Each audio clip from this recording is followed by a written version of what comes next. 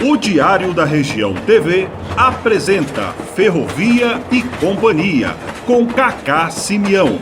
Aqui, a ferrovia e o ferroviário são destaques. A partir de agora, no Diário da Região TV. Estamos começando no Diário da Região TV a nossa entrevista para Ferrovia e Companhia com Cacá Simeão. Hoje o nosso entrevistado é o Gerson Faria, 59 anos de idade e 42 anos de ferrovia. Hoje ele trabalha na comunicação social, analista de comunicação sênior, né? Tudo bem, Gerson? Tudo bem, Simeão. Queria agradecer o convite, bem como desejar muito sucesso ao Ferrovia e Companhia. E estamos aí para falar um pouquinho sobre ferrovia, né? É isso aí, Gerson. Você começou como na ferrovia? Bom, eu sou neto e filho de ferroviário. Meu avô era chefe de trem da Sorocabana no interior, em Piracicaba. Meu pai também entrou na ferrovia. Engraçado, meus tios não, somente meu pai. Ele trabalhou no interior, veio aqui para Barra Funda, Osasco, Júlio Prestes, que ele trabalhou. E quando eu tinha 14 anos, querendo arrumar emprego, na época os pais já punham para trabalhar. Aí ele me arrumou um emprego lá, eu morava nessa época em Altino.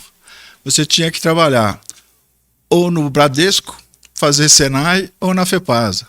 Eu escolhi a ferrovia e a FEPASA. Então, em 82, eu entro no CFT, curso de formação de transportes. Na época, a ferrovia dava curso CFM, que era maquinista, CFT na área de transportes, que é parte de carga, passageiros de longo percurso, mais treinado para as estações. E tinha CFO, que era a oficina, né? Ou você ia para mecânica ou para elétrica. É isso aí. Então você é um ferroviário nato, né? Seu pai foi, se não me engano, foi chefe da estação de Osasco, né? Isso, meu pai foi chefe. É engraçado, eu nasci em Bauru, mas meu pai foi transferido para lá como chefe de estação em Bauru. Na época que ele era chefe ajudante na Barra Funda, no pátio antigo. Só que ele não acostumou e pediu para voltar para São Paulo. Quando ele pede para voltar para São Paulo, vem para Osasco. Então eu me considero, apesar de ter nascido no interior, voltei para Lapa primeiro, ficamos um ano na Lapa, depois eu vim para Osasco, até curioso, porque o Diário da TV da região aqui, estamos no município de Osasco, mas eu me considero um cidadão de Osasco também, porque eu morei 15 anos aí em Presidente Altino. Exato, eu vi aqui que você trabalhou em várias estações, tanto do ramal, né? A gente falava do ramal, que hoje é a linha 9 Esmeralda, né? E qual foi a sua experiência na linha 9 Esmeralda? Eu entrei em 82 como CFT, nós estagiávamos na linha Tronco até Amador Bueno, então as principais estações, onde eu lembro de você trabalhando em Osasco, depois acho que em Sampaio, que eu fiz um estágio, mas a gente era tudo menor, né, aprendiz. Então eu trabalhei nas estações, a maior parte eram estações de carga, algumas de antigo subúrbio, que se falava, hoje é trem metropolitano, e no ramal de Pinheiros, que a gente conhecia como ramal de Pinheiros, que era o ramalzinho que ia para Santos também. Tinha 2 ramais, né? O ramal que saía por Osasco, indo até Evangelista, e lembrando aqui, até outro companheiro aqui colocou, e como eu fui treinado pelo Carga, pela FEPASA, a gente conhecia, de uma certa forma, o estado inteiro, porque os exercícios que a gente fazia lá era, vou transportar uma mercadoria para tal cidade. A estação recebe, não recebe? Que tipo de bitola? É larga, estreita? Quais os tipos de vagões? Então isso me deu uma base boa dessa coisa da operação de uma ferrovia. Inclusive, muitos desses ferroviários faziam uma viagem de locomotiva, viagem de trem de carga, para pelo menos conhecer uma parte do trecho que eles iam operar, né? Sim, é a minha experiência, porque assim, eu trabalhei como menor aprendiz nessas estações.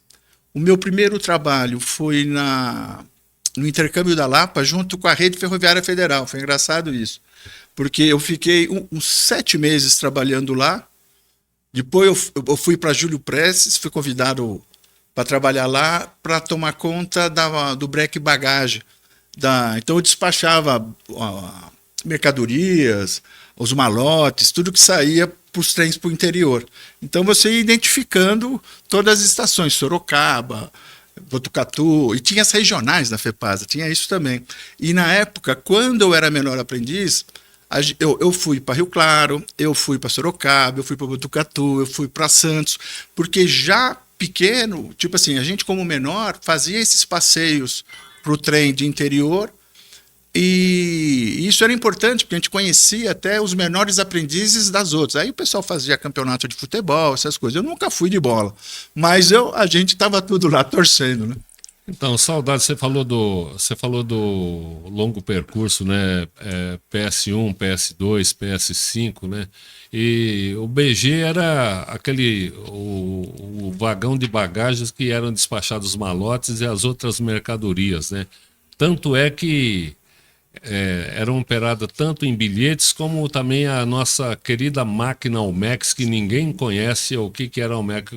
Você poderia explicar um pouquinho como é que funcionava a máquina Almex? Sim, o bacana desse programa, quando você vai entrevistar várias pessoas, cada um tem a sua área, né? Então, eu lembro que a gente foi treinado, olha que engraçado, eu trabalhei com a Almex, que poucas pessoas conhecem, trabalhei com o staff no ramal de Pinheiros, que depois de lá eu fui trabalhar com o ramal, e nós tínhamos treinamento para trabalhar com o Spagnolete, que era como é que chama lá? O sinal curto, sinal longo?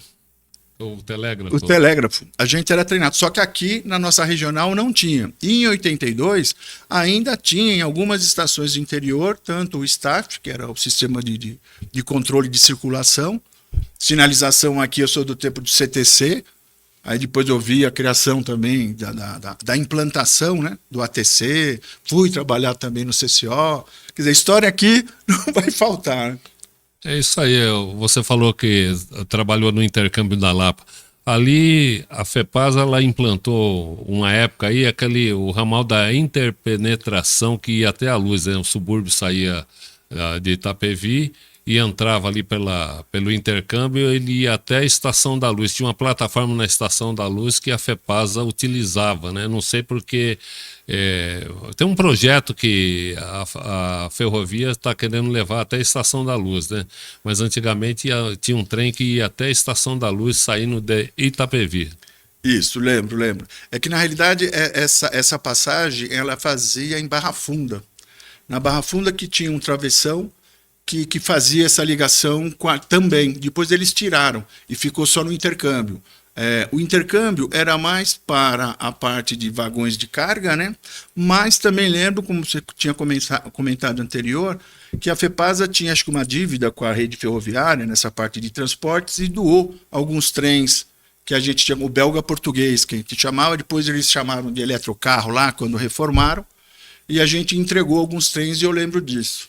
Uma coisa até título de curiosidade de intercâmbio, eu lembro que na Guerra das Malvinas estava tendo atrito lá no sul, Argentina, com os ingleses, e o que veio de vagões com tanques passando no intercâmbio nessa época, cheio de soldados, eu ficava olhando, falei, o que é aquilo? Mas era o Brasil já guarnecendo, isso é título de curiosidade, né? Aqueles que não conhecem, naquela época, o garoto olhando tudo aqueles vagões passando lá, os vagões militares. Então, nessa época aí, eu entrava ali em Quitaúna e nós que amarramos os tanques aí, inclusive ia até um cabozo atrás do trem, né? Cabozo. Cabozo o cabozo era um vagão que tinha acomodações para as pessoas aí acompanharem o trem. Então ia o pessoal do exército acompanhando os tanques. Inclusive, foi na época de 80, naquela greve que teve lá em Santo André, foi muitos tanques de guerra amarrados ali em Quitaúna que foram com destino a essa localidade aí.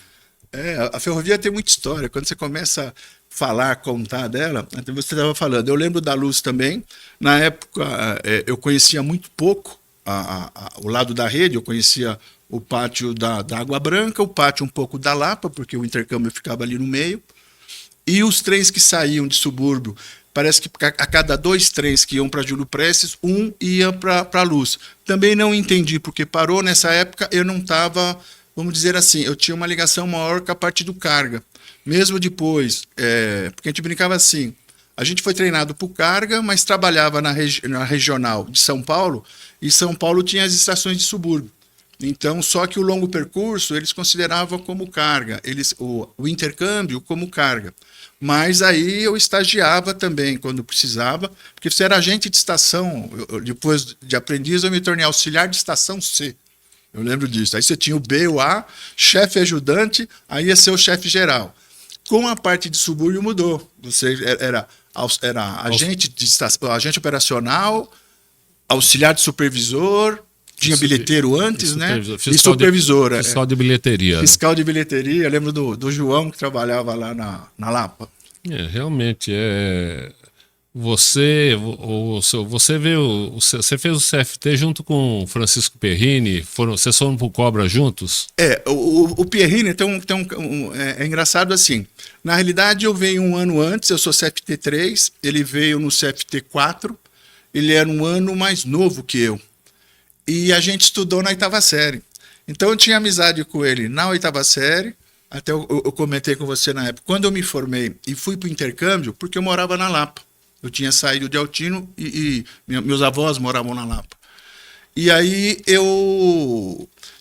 ele não era superintendente, ele era analista, um engenheiro analista que era o Damasceno. Como é que chama? O Laércio Antônio Damasceno. Isso. Ele tinha me convidado para trabalhar no Cobra, que era o sistema de informática, na época, iniciando. Mas eu tinha uma mentalidade assim, não, eu sou ferroviário raiz, eu vou trabalhar na estação. E eu lembro para ele, eu falei assim, não vou para lá. No próximo ano, quem foi para o Cobra foi o Perrini. Realmente, o Perrini foi para o Cobra, depois ele veio para as estações, né?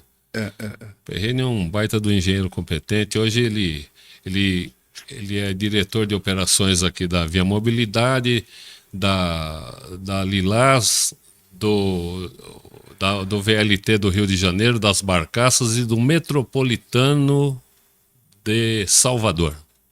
Ele tem uma boa experiência na operação, eu lembro, porque eu fui depois voltar a trabalhar com ele, quando eu lembro que a gente se encontrava, ele falava, não, eu estou fazendo engenharia.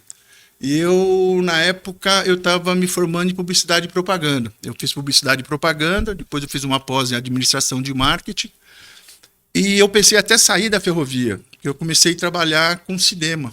Eu tive nas minhas horas de folga, porque eu trabalhava em escala, eu fiz um pouco de cinema. Só que eu senti insegurança, porque a ferrovia era um salário mensal e eu me dava segurança. Essa área de cinema, de produção assim, não é que é ilusório, mas era assim, você tinha trabalho uma semana, fazer um filme, e depois você ficava 2, 3 meses sem trabalhar. E eu lembro também, nessa época de produtora, eles pediam para a gente viajar, e eu não podia largar a ferrovia. Então eu falei, não, deixa eu ficar na ferrovia. Me formando, eu fui para o CCO, eu me formei na faculdade quando eu fui trabalhar no CCO. E aí eu tive a oportunidade que abriu uma vaga na área de comunicação, e com o professor João Carlos, na época, o chefe nosso era o Zé Antônio. E aí eu recebi esse convite e fui para a área de comunicação, FEPAS ainda. Aí depois vai virar CPTM. Eu peguei bem nessa transição, né? Posso dizer assim. Você trabalhou, quando você chegou no CCO, tinha a nata do CCO, né? Zé Roberto, Grande... você falou do Celso Fernandes, né? Celcinho, gente fina. O apelido dele lá era Cibalena, né? Quando dava problema na circulação, ele tinha que dar uma cibalena para ele se acalmar, né? Ele foi meu chefe aqui na estação de Osasco, foi muito bom, né? O Dinizão, né? Foi o Diniz, foi o Cardozinho, foi uma nata muito boa, né? Eu tive muitas pessoas assim que eu trabalhei, que todos que você estão comentando, você até tem mais experiência que eu aí na ferrovia, mas eu tive essa oportunidade. Você citou, quando eu fui na época eu virei auxiliar de supervisor na estação, eu estava no ramal, fiquei em Pinheiros, e nessa época da FEPASA eu tive, vamos dizer assim, a cada 2 anos uma promoção. porque tinha vindo muita gente do interior, estava construindo as estações, remodelando, modernizando, então abriu muitas vagas. Eu, auxiliar de estação C, saí do carga, fiquei no ramal mexendo com circulação e fui convidado para o CCO. Quando eu fui convidado para o CCO, eu trabalhei com o Oliveirão, o Majestade. O Majestade tinha uma memória, brincalhão. Dorival Majestade, grande. Ele está lá em São Roque. Infelizmente, ele perdeu a visão, né? Você tinha comentado uma coisa chata desses velhos companheiros que a gente trabalhou. Aí, na época, eu peguei quem eram os controladores, era Pisani, o Moisés, que aí o Cardozinho, Del Valle, e eles começaram a passar a supervisor. Então, foi uma época muito boa onde eu trabalhei no centro de controle, porque era uma área assim, eram 3 funções, supervisor, controlador 1 e 2. Então, não tinha essa coisa de muitas funções, onde às vezes você ficava, mas eu trabalho mais que o outro ganha mais, ou não. Isso é coisa mais de jovem. Então, ali foi uma época muito boa, conheci uma galera boa, o pessoal da manutenção. Quando eu, estando no CCO, eu também recebi o convite, depois de 4 anos, para ser programador de intervalos de manutenção. Então eu conheci o pessoal da manutenção, porque a gente fazia aquelas reuniões pela operação, então via permanente, rede aérea, sinalização, todas as áreas, construção, obras.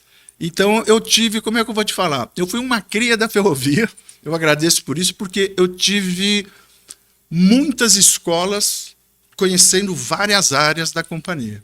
Exatamente, você vê o seu avô, seu pai, né? Eu acho que quando eles entraram na ferrovia, o Pico do Jaraguá era um cupim na época, né? Se não era o cupim, estava começando. Certo.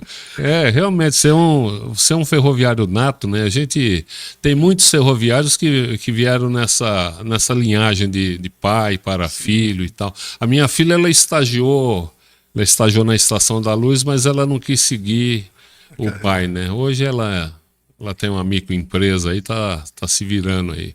Mas a ferrovia, ela tá no DNA de cada um. Você pode se aposentar, pode ficar, mas o DNA fica no seu sangue. Sim.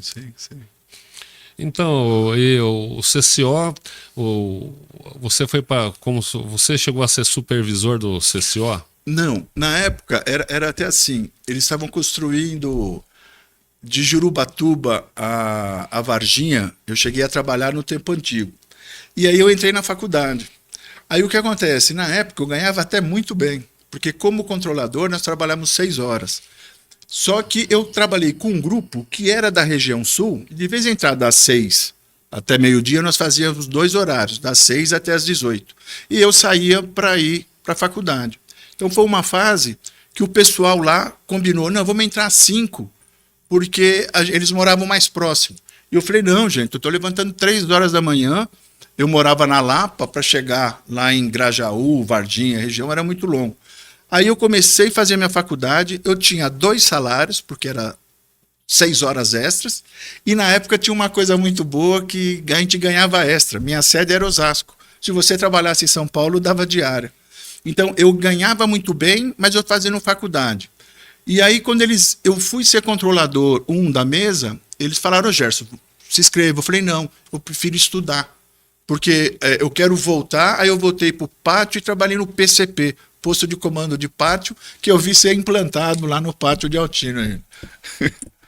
Então, outra coisa que eu ia perguntar, né? Tinha um cara lá na mesa do CCO, disse que nego roubava um lanche dele, era o Valdezinho. Você sabe quem era você ou quem que era? Os casos engraçados. Sumiu o lanche dele, ele começava a procurar lá. A gente brincava lá porque você tinha uma copa com uma geladeira e muita gente trabalhava em escala, tinha muita gente de interior também que dormia no... Como é que chama? No pernoite. Tinha um pernoite Altino, você falou pernoite de Carapicuíba, que eu lembro que você trabalhou. Carapicuíba era um pátio que você, para mexer com circulação, era ideal, porque você não tinha tempo de pensar. É trem entrando, saindo, você tinha que programar lá os trens que iam para lavagem, manutenção, que seja, era um bom controle, né? E aí eu lembro que esse caso engraçado, teve vários, vou contar até um que você vai depois, que você citou lá até o diretor na época. O pessoal punha os lanches lá e punha as marmitas, o pessoal ia lá e comia. E teve um caso engraçado que eu vou contar aqui, que tinha o diretor, que é a antiga DRM, que eles tinham água com gás, Danoninho.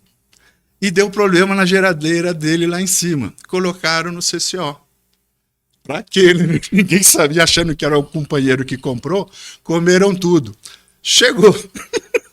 A secretária tinha ligado e pediu para guardar os Danone. Chegou lá o Newton Colin, que era o gerente na época, era chefe de departamento, porque era chefe de departamento e superintendente, depois que eles colocam o gerente. E perguntou quem que comeu os Danones lá. Os Danones eram do diretor. E a gente lá tinha essas brincadeiras da época, que hoje acho que não sei se faz ainda ou não. É isso aí, você falou de Carapicuíba, né? O pátio de Carapicuíba, ele recebia os trens à tarde de recolhida, que saíam de manhã cedo, saía as primeiras 8 composições saía de Carapicuíba, né? E tinha um fato peculiar lá em Carapicuíba, que eles quebraram, maquinista você sabe como que é, eles quebraram 2 pirulitos e tinha um bar chamado Bar do Campari, né? E eles ficavam jogando snook lá, e é o seguinte, o dono do bar, ele ficava com o rádio, ele sabia a posição dos trens em todas as linhas lá, quantos quadrados você tem no pátio, aquele problema, o cara respondia, cara, Pela experiência e convivência com o ferroviário, né? Só faltava o maquinista mandar ele dar uma viagem e dando na volta ele pegava. Né? Você fez lembrar, assim, a gente era de um tempo, eu peguei o pessoal antigo, que eu trabalhei com muita gente. Lembro na Júlio Prestes, sabia que o seu Pires, ele era fiel, que se chamava, que cuidava do cofre, ele foi da Cantareira. Trabalhei com o Campos, que era da Araraquarense. Então tinha muita gente que vinha de interior e eram sistemas diferentes de trabalhar. O pessoal do interior, você via que eles eram uma coisa assim mais preocupado, eram mais certinhos, mais assim, era uma outra forma de pensar. Eu não sei porque a gente trabalhava ligado à diretoria, que era Júlio Prestes e Barra Funda, e você conhecia mais os chefes, a gente tinha uma liberdade diferente. E na estação e no CCO eu vi muita gente divertida também. Então, mas é o seguinte, né? Você falou do interior, chegava o pessoal lá do interior para trabalhar aqui, a gente falava no subúrbio, né? E lá em Quitaúna chegou uma pessoa muito solícita, eu não vou falar o nome dele, e o que eu faço, né? Nós mandamos ele ir na padaria buscar a máquina de achar diferença, que nós não estávamos achando a diferença na coisa. Os caras queriam matar a gente. Era máquina de achar diferença, máquina de escrever em inglês e assim por diante. Né? Essas coisas, quer dizer, é lógico que acredito que não é só ferroviário, porque outras empresas também fazem. Mas eu lembro que eu trabalhei no pátio da Barra Funda também, antigo, onde é o memorial.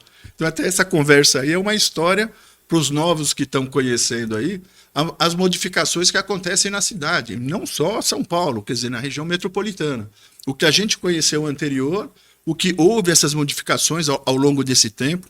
Eu estou com 42, você tem a experiência demais, você entrou na década de 70. 79. Né? Então, aí a gente fica contando essas histórias e relembrando, porque um vai surgindo o outro. Era um pessoal, assim, alguns davam medo, porque era um pessoal, às vezes, meio muito rígido, muito bronco, outros totalmente sem aquela preocupação, quer dizer, não é que não tinham, o ferroviário é uma coisa engraçada, o que você falou, pega no sangue. Você tem esses casos engraçados, as pessoas indo ou em bar, bebendo, ou fazendo algumas coisas, mas eles tinham sempre a consciência, opa, horário é horário, você tem que cumprir, a estação abre tal horário. Até porque eu lembro assim, eu lembro que meus amigos iam para a festa de sábado ou domingo, e eu falava assim, não, eu vou trabalhar num plantão. Para um moleque de 17 anos, isso é coisa de maluco, e eu tomando chuva em pátio. Eu ficava olhando assim, o que eu estou fazendo aqui com essa idade? Mas a ferrovia te traz um companheirismo, que você conheceu o pessoal da própria estação, o pessoal da segurança, o pessoal da manutenção, estavam todos enganjados para fazer a ferrovia andar. Isso que cria esse elo, que eu acho, até o outro companheiro aqui tinha me dado um toque. A gente tinha um amor, você ia criando algo que, não que hoje são ruins, meus filhos fazem parte disso, eu queria que meus filhos fossem ferroviário também, eu tenho uma menina e um menino, mas eles partiram para um outro lado. Ao mesmo tempo, quer dizer, não é que você fica chateado, eu falei, eu gostaria que vocês fossem ferroviário, mas eles, pai, não é a minha carreira, eu falei, não, segue o que vocês gostam e vão. Mas eu tenho isso, o que eu sinto hoje desses jovens que estão entrando hoje, eles enxergam a ferrovia como um emprego. Lógico, é um emprego sim, e um emprego muito importante, porque a gente tem uma importância dentro da sociedade tanto do passado como do presente, e acredito no futuro, porque está resgatando, eu torço para esses trens do interior voltarem, pode se chamar TIC, trem intercidades, trem de curto percurso, sei lá como você denominar, mas a importância de São Paulo com trem, ferrovia, aí tem que começar a valorizar mais. Valorizar a ferrovia, né? Você sai fora do país, aí as ferrovias elas são muito valorizadas, principalmente na Itália, no próprio Estados Unidos, né? Que eu tive a oportunidade de conhecer metrô. E é isso aí, você falou uma coisa certa, né? Nós trabalhamos muito tempo, nós somos uma família, né? Nós constituímos uma família, um é padrinho de casamento, o outro tem muitos compadres aí, então a gente de vez em quando, eu tenho um grupo que de vez em quando a gente se reúne para tomar um chopp, uma cervejinha e contar as histórias gostosas, porque é isso aí que nos move nos enriquece. Exato. Eu lembro um período que era até engraçado. Eu viajei muito no CCO, no CCO tinha um pouco mais dessa ligação. Quando estação que eu trabalhei, a gente parece que não tinha muito tempo, eu era muito mais jovem, então a minha preocupação, tempo livre, divertir com os amigos e tal. No CCO tinha uma galera que se reunia muito, aquela coisa de final de ano, vamos alugar um sítio, todo mundo. E olha aquela escala, você nunca conseguia reunir todos. Mas nós fazíamos isso, aí vinha o pessoal da manutenção, segurança, os engenheiros, todo esse pessoal participava, foi uma época muito boa que eu tive. Quando eu vim para a comunicação, que foi logo que inicia a CPTM, eu tive oportunidades também de aprender muito e conhecer as outras áreas. Então, toda a parte de construção, obra, eu acompanhei visitas, eu já acompanhava isso na FEPASA. Eu recebi muita gente de CBTU do Rio, Salvador, Minas, o pessoal da Vale do Rio Doce, eu que acompanhava e mostrava o CCO, mostrava o pátio de Altino, o posto de comando, porque eu já tinha uma experiência de conhecer pátio e, na época, eu fiz isto na área de operação. Quando eu vou para a comunicação, eu começo a conhecer o lado das linhas 7, 10, 11, 12 e 13, com culturas totalmente diferentes. Então, além de a gente ter a 8 e 9, que trabalhamos muito aqui, eu tive a oportunidade de conhecer essas outras linhas com a criação da CPTM. Lembro-se, no começo disso, tive muita gente insegura, fica aqui, não fica, o que vai acontecer com a gente.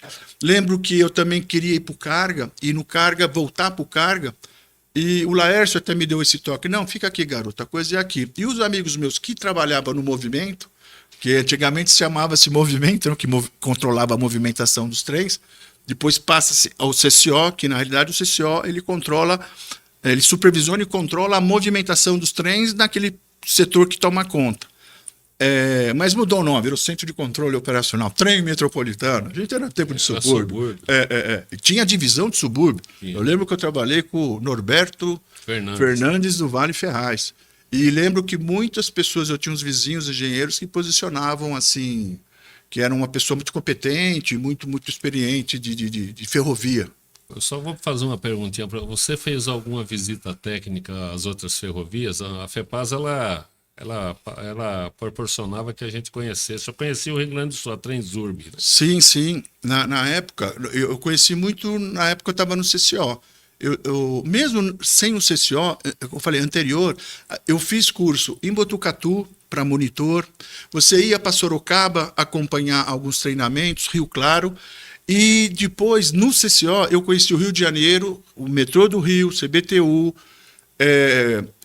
Transurb em Porto Alegre. Eu tenho um caso engraçado que marcou 2 vezes essa visita. Uma teve uma greve, cancelaram, e a segunda tinha dado um blackout. Então eu não conheci o Transurb. Mas em Minas, Recife, Recife eu fui, mas eu fui na época que eu estava na comunicação. Então eu viajei muito também pelos estandes, o congresso da NTP, Associação Nacional de Transportes Públicos. Então, eu vou entrar agora nessa fase de comunicação para compreender um pouco, mas na FEPASA, eu tecnicamente, mais com visão assim, eu ia visitar pátios, trens, estações. Na comunicação, eu viajava para outros municípios, Santos, Guarujá, vários congressos que tinham, porque eu ia montar os estandes, ou a mesmo falar um pouco da ferrovia, falar o que estava sendo feito ou não. Certo. E o que agregou na tua vida aí, você indo para a comunicação, e como é que está a comunicação hoje na nossa ferrovia? Olha, eu posso falar de dois tipos de comunicação ainda. Quando eu me formo na transição, eu me formo em publicidade, que eu ia sair para trabalhar com cinema, mas não, vou ficar aqui. Surge a oportunidade da vaga para analista de comunicação.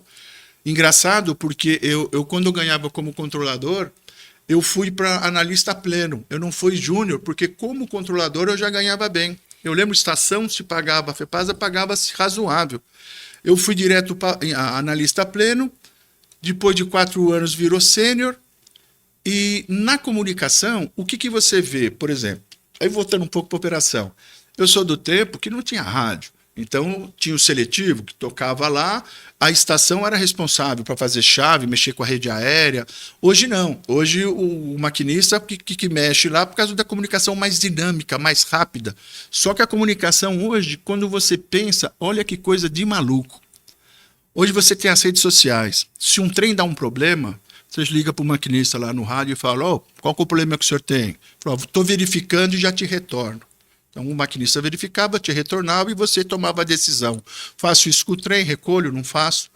Hoje, antes do maquinista saber o que é, o rapaz já está filmando com o celular, já passou por uma mídia, a mídia já liga para a gente lá na área de comunicação, a imprensa que for, o que está acontecendo com o trem tal? Aí você fala, calma, eu vou ligar para o CCO. Às vezes nem o controlador não sabe, mas a comunicação hoje mudou. É uma coisa muito dinâmica e rápida.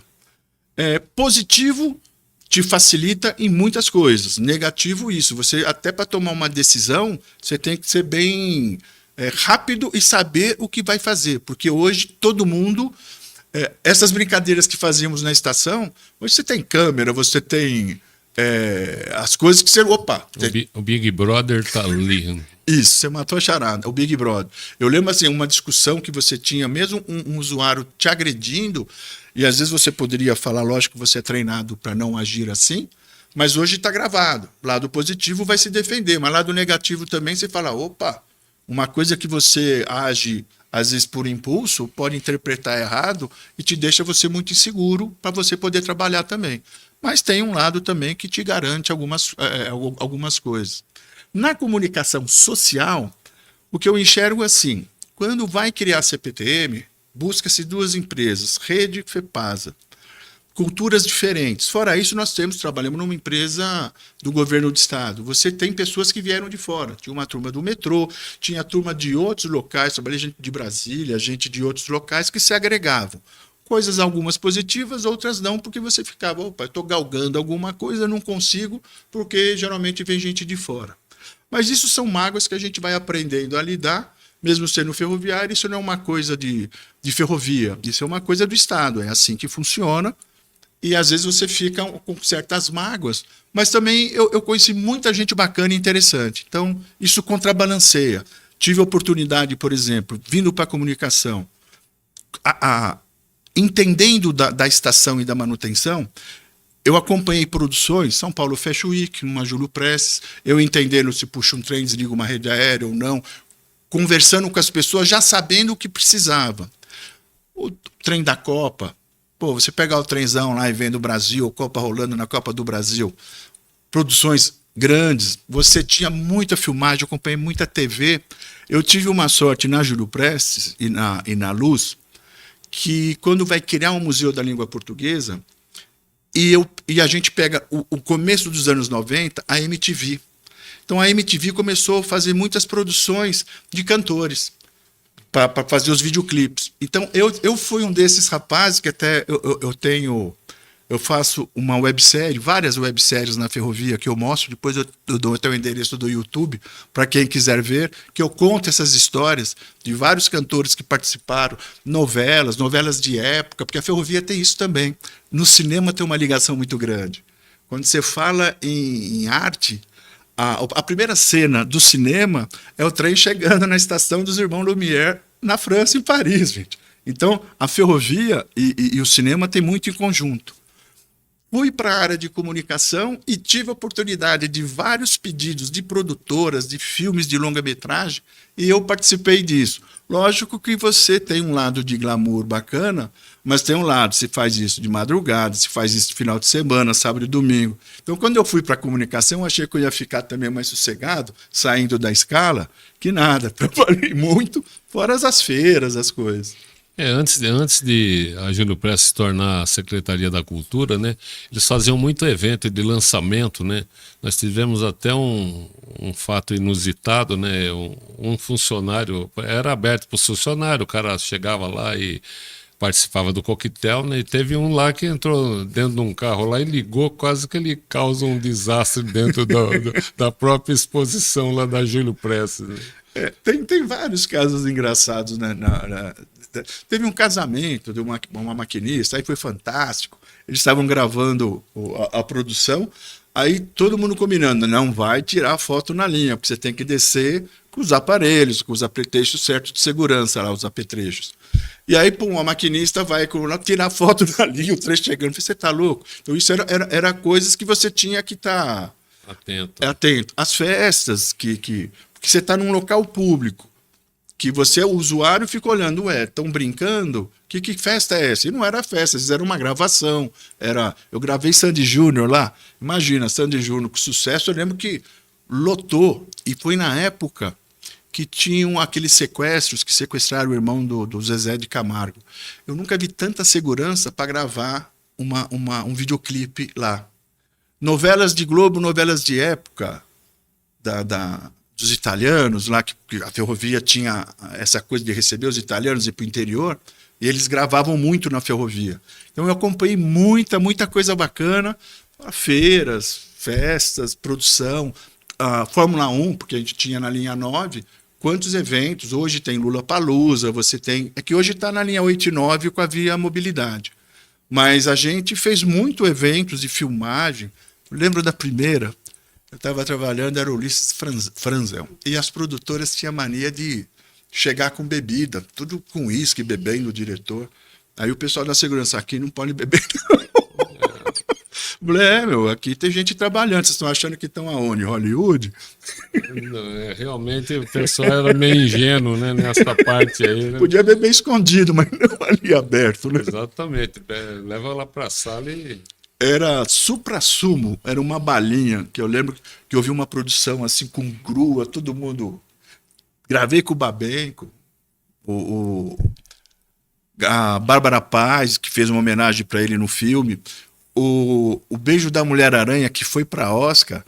Eu lembro que eu trabalhava na estação Júlio Prestes. Ali que eu comecei a gostar dessa coisa de cinema, porque eu via as produtoras gravando. E aí, opa, ferrovia ou aqui? A ferrovia me deu a oportunidade de eu receber todas as produtoras sem eu precisar ir trabalhar. Porque elas vinham fazer, eu estava na comunicação, acompanhava, então eu uni o útil ao agradável. Isso me fez eu bastante... E a ferrovia tem uma magia. A ferrovia é uma coisa bacana, né? De se falar, de história, de arte. A própria estação, aquilo é uma arte. Quem construiu uma Júlio Prestes, uma Estação da Luz? E hoje estão revitalizando ela, né? Conseguiram uma autorização para dar uma revitalização. Eu tive a oportunidade também, essa coisa de a gente ter trabalhado há muito tempo. Eu vi a reforma para a Sala São Paulo e vi a reforma da Estação da Luz para o Museu da Língua Portuguesa. Eu fui gravar, uma vez que eles pediram, Paulo Cruz. Ele era o violinista principal da Sala São Paulo. E a gente fez algumas cenas, depois foi almoçar junto e ele contando para mim algumas histórias. Ele era um office boy que passou em frente a uma escola de música no Bexiga, olhou aquilo e falou assim, eu vou ser músico. Começou a aprender música, ele pegava subúrbio, porque ele foi gravar no subúrbio lá, acho que era de Carapicuíba, região lá, que ele ia entregar. Ele era de São Paulo, mas levava para esses locais. Ele tocava tão bem que ele ganhou um Stradivarius. Stradivarius do violino é o cara que fazia os melhores violinos. Lógico que ele fala, não é o Stradivarius, mas foi os alunos do Stradivarius que deu para ele. Ele foi tocar em Frankfurt, na Alemanha, E ele saiu, que ele falou com o húngaro, que bebia tanto, que ele ficou bebendo com o húngaro. No dia da apresentação, ele deu uma rateada.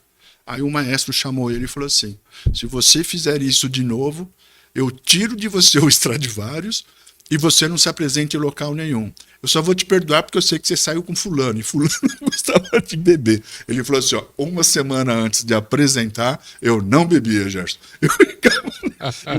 e ele é considerado um dos melhores violinistas, né? Legal. Gerson, nós estamos encaminhando aí para o final da nossa entrevista e agradecemos aí a sua participação aí com histórias aí edificantes para todos nós ferroviários e para aqueles que amam a ferrovia. Eu não sei se pode falar mais um pouco, se tem mais... Quanto tempo pode aí? Falar. Uns 4 minutos. Então, eu vou aproveitar esses 4 minutos para pensar assim. Eu acredito que independente de nós, que eu acho que é tudo uma passagem. Os ingleses vieram, montaram, eu acho que 2 pessoas que têm que ser valorizadas. O Barão de Mauá, que é o Evangelista de Souza, foi o empreendedor que vai trazer a ferrovia aqui. Dom Pedro II, que foi o homem que trouxe tecnologia para a época. O Brasil foi um dos primeiros países a ter ferrovia no mundo, antes de Japão, antes de Bélgica. Então eu não acredito num continente desse tamanho porque não tem mais ferrovia. E a ferrovia foi altos e baixos. Eu entrei num momento que foi o final do trens de longo percurso. O Carga teve um certo auge, porque eu lembro que trabalhava muito Carapicuíba, tinha soja, o AGF, café. Tinha o IBC, o AGF e o IBC ali. Nossa, vinha metal, transporte de bobina, bobina do sul que vinha papel, clabin. Eu peguei uma fase que eu trabalhei muito. Eu falei, nossa, onde que está isso que não passa mais, não circula mais aqui? Claro que transferiu-se para a parte do caminhão, do rodoviário. Eu acho que tem para todos, que nem os Estados Unidos. É meio a meio. Você pode trabalhar. Ferrovia pisou um pouco, os governantes, eu acho que não é só os governantes, aí é a sociedade. O que é bom para a cidade e para o Estado? Trem não polui, trem você vai tirar vários caminhões aí, você vai dar emprego. Então hoje, eu não quero falar de governos, porque vários passaram, tem bons, ruins, todos têm qualidades, todos têm defeitos, independente para mim, direita, esquerda, de cima e embaixo. Claro que cada um tem uma filosofia, mas o que interessa é um homem ferroviário, íntegro e bom, que vai cuidar da ferrovia, não só ferrovia, pode ser parte de saúde, parte de educação, é isso que a gente precisa. E hoje eu pediria para eles que estão tentando construir essas novas ferrovias, voltar, que não é novas, é voltar à ferrovia, criar, aí não é saudosismo, escolas de educação com menor aprendizes, que valorizem a ferrovia, porque eles vão aprender a amar, conhecer realmente o que é uma ferrovia, todas elas, via mobilidade, comporte, ou quem vir buscar. É uma sugestão que eu dou. Você vai criar jovens que vai ter esse amor que normalmente o ferroviário teve, ainda tem, não estou discriminando desses novos que estão entrando. Para quê? Para que esse amor faça com que a ferrovia cada vez cresça mais, com competência, com estudo, porque a gente tem tudo. Aqui em Osasco, era uma Cobrasma, era aqui que fazia trem. Aonde foi parar isso, gente? Você tinha uma Maferza na Lapa, que você exportava trem para outros países. Então, tem coisas no Brasil, no Estado, eu não quero entrar pelo lado de reclamação, mas se eu tivesse que sugerir hoje para os governantes, tanto os governantes como esses administradores que vão cuidar agora da ferrovia, que cuidem bem dela, que até porque seus filhos e seus netos vão também utilizar. E desejo isto, a maior parte sabe disso. Qualquer função que você tem, você sempre tem que ter treinamento, sempre. O que você falou, viajávamos com outras ferrovias, outras culturas, você vai aprendendo. Isso vai fazendo você se tornar, nós somos importantes na América do Sul, é a maior ferrovia da América do Sul em quantidade de transporte. Eu não vou falar que é a melhor do mundo, porque fica assim, mas somos uma das melhores do mundo. Exatamente, nós tínhamos 5.400 quilômetros aqui, a FEPASA, Ferrovia Paulista, no estado, e até Brasília, né? Infelizmente, é o que você citou, né? Muito caminhão aí e... Tem para os dois, é só saber planejar. falta de incentivo. Eu acho que a ferrovia, que você falou, ela não polui menos, não tem trânsito, ela Sim, flui. flui a mercadoria, ela chega mais rápido aí. Mais barato, mais rápido, é eficiente, é tudo. Exato. A Europa não usa à toa. Às vezes tem custo mais alto, custo mais baixo, uma compensa a outra. Mas se tem trem lá, porque é bom. E aqui poderia ter muito mais. Muito mais, com certeza. E agradecer toda a sua produção pelo carinho, pela forma de respeito que tem conosco. E a TV Diário da região, TV, mais sucesso para todos vocês aí. Tá, obrigado. Direção-geral Márcio Sanazar. Produção Alan Júnior. Diário da Região TV.